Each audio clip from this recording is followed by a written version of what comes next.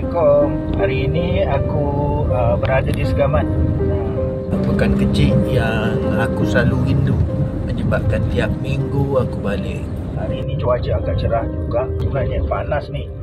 So walaupun tempat lain hujan, tapi dekat Segamat ni alhamdulillah panas lah. So hari ni aku nak bawa korang pusing-pusing dekat sekitar Segamat, kawasan kecil Pekan Koboi yang aku lahir dan membesar di sini. So apa kata kita pergi pusing, kita pergi tengok. Let's go check it out. Okay, kita pusing-pusing Segamat. Inilah Pekan Segamat, pekan kecil, Pekan Koboi.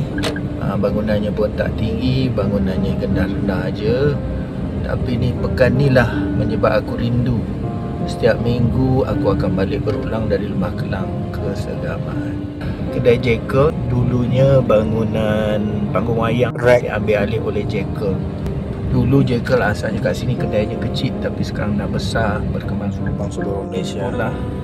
Sekarang Jabatan Pendidikan, dulu sekolah agama tempat aku membesar. Nenek aku sebelah bapak bela lah. Lepas ni adalah Masjid India, masjid tua yang ada dekat Pekan Segamat ni. Kat sini ada cendol segar amat, memang best, nanti aku review. Kita masuk dekat Pekan Lama Segamat lah. Ni adalah satu-satunya bangunan tinggi yang ada dekat Segamat, tapi tak berfungsi pun, menjadi gajah putih. Okey, ni lagi satu lokasi, tinggal kesan sejarah aja. Dulu lorong ni adalah kedai bawah pokok. Banyak kedai-kedai lah, ada pokok juga. Tinggal kenangan dah ada dah. Kat Segamat ni memang banyak bangunan-bangunan lama lah. Contoh macam rumah tak, kedai kopi 1931, kedai Coffee Legend sebenarnya, kedai Coffee Legend lama kat Segamat. So kita masuk dekat kawasan pasar lama. Kawasan pasar masih ada, tapi kita menampil dengan konsep baru lah. Konsep baru.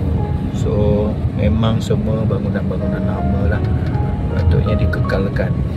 Kedai barisan kedai-kedai ni juga daripada aku kecil pun memang dah ada dah, masih kekal dengan kedai-kedai runcit. Kat tepi ni ada banyak kedai-kedai kecil, termasuklah kedai bai, tapi dah tak ada dah. Dulu banyak orang pergi ke pasar akan singgah dulu kat kedai-kedai sini, termasuklah kedai bai jual teh sarbat. Giat Mara ni juga adalah bangunan lama, tapi dah tidaklah terlalu lama sangat. So kita masuk ke jambatan kedua lah.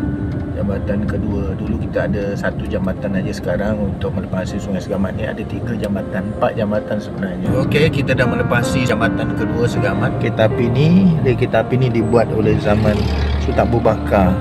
Atas tu dah ada rel kereta api baru, rel kereta lama yang dekat bawah ni dikekalkan lah. Nanti kita pusing. Ni jambatan besi kereta api ya. So dah tak guna dah.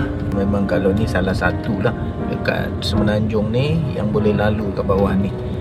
Jambatan besi ni tak digunakan lagi lah.